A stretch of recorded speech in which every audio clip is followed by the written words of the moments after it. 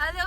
आज मैं आप सभी को बहुत ही स्पेशल जो कि गांव में मिलता है और काफ़ी कम गांव में मिलता है। मेरे पीछे आप देख रहे हैं ये पेड़ है, पौधा जो भी कह सकते हैं।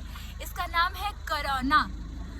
ये करौना नाम से जाना जाता है और ये स्पेशली कुछ कुछ गांव में ही दिखता है आप सभी को। मैं इसका फल दिखाना चाहूँगी। बहुत छोटे होते हैं और काफ़ी टेस्टी होते हैं क्योंकि काफ़ी खट्टे होते हैं और ये पक भी चुका है।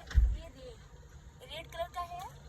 मैं अभी आप सभी को दिखाती हूँ। ये जब प्रॉपर पकता है तो ब्लैक हो जाता है और इसको लोग चटनी भी खाते बना करके और अचार भी खाते हैं। परशुराम भैया मुझे बता रहे हैं थैंक यू।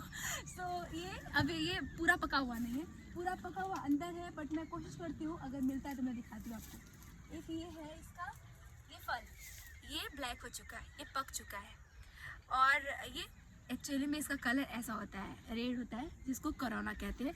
और मैं खा कर ही खाती हूँ। वैसे इसका टेस्ट लगता है कैसे है, मैं इसे खा सकती हूँ। आप इसे धो भी सकते हैं बट मैं इसे खा रही हूँ।